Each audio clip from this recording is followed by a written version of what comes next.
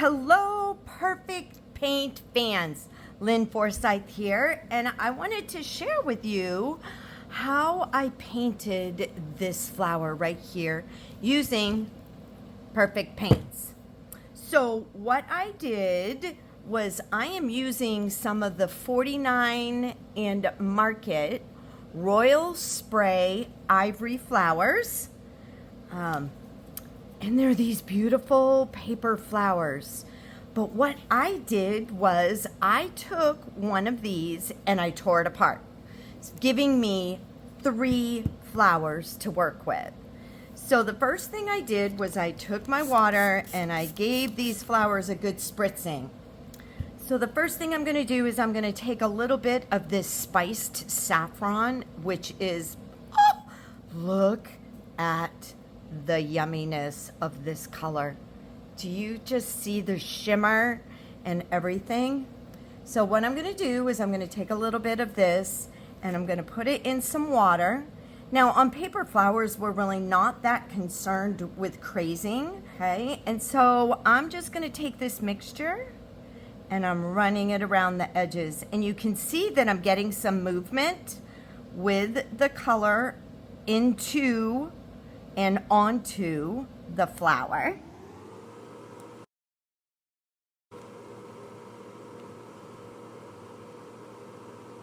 Okay, just like that. So that is my first layer of paint I've got going on. And next I'm going to use a little bit of cantaloupe here. Once again, putting it in the water to kind of dilute it a little bit. And I'm gonna brush this onto my flower. And you're gonna notice that the color that's here is not the color that I'm getting on the flower. And the reason is Perfect Paints are made up of a mix of pigment and mica. So what you're actually seeing here is the separation of the two, which that can be what causes crazing because of the water, but we're not really too concerned about that. This is just a flower. Even though in my world, flowers are everything.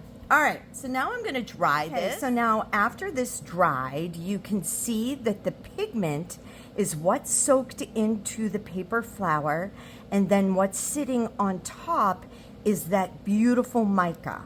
So now I'm going to take a little bit more of 100%. I'm not diluting this. I'm just going to add 100% color directly to my flower. Because now it's going to show up as the yumminess that the cantaloupe paint is. It's beautiful color. Okay, so I'm just taking this and gently brushing the color over top. I guess I really need to get some more over here. All right.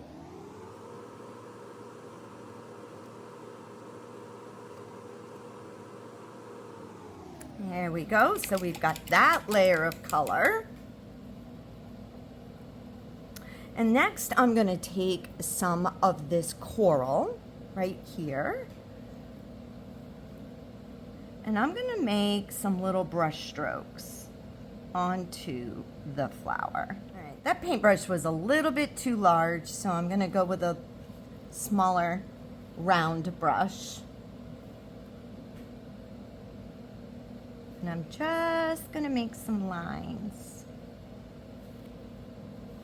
Because if you've ever looked at a flower, it has all kinds of dimension and layers of color in it.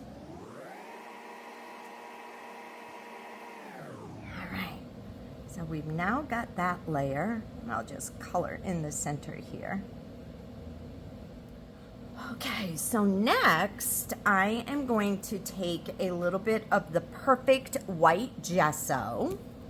Once again, just dipping my paintbrush into that, and now I'm gonna make some white streaks. Oh my gosh, I could color flowers all day long.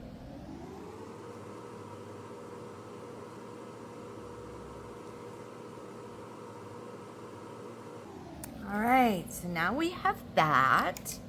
And lastly, what I'm gonna do is I'm gonna go back to my spiced saffron. Actually, I probably should dry this just for a second. All right, and like I said, the spiced saffron. And now what I'm gonna do is I'm just gonna add this 100% color around the edges of my petals.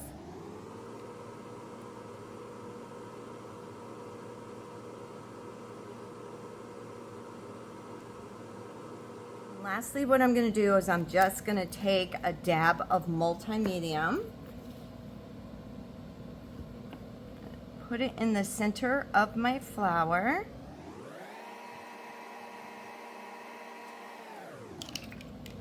and then take this and I'm going to put my flower on here, and I'm going to shake some of these prills onto the flower.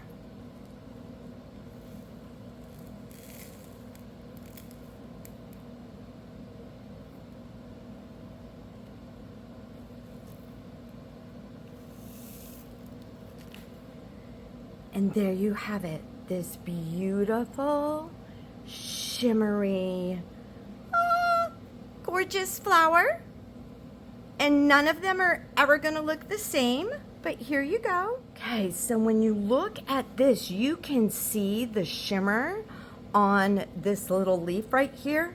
And I used the vintage patina and just gently stroked it over top of that so that they just pop. Look at that. And there you have it. Thank you for stopping by and checking out my video on how to color 49 and market flowers using your perfect paints. Until we meet again, stay creative. Bye.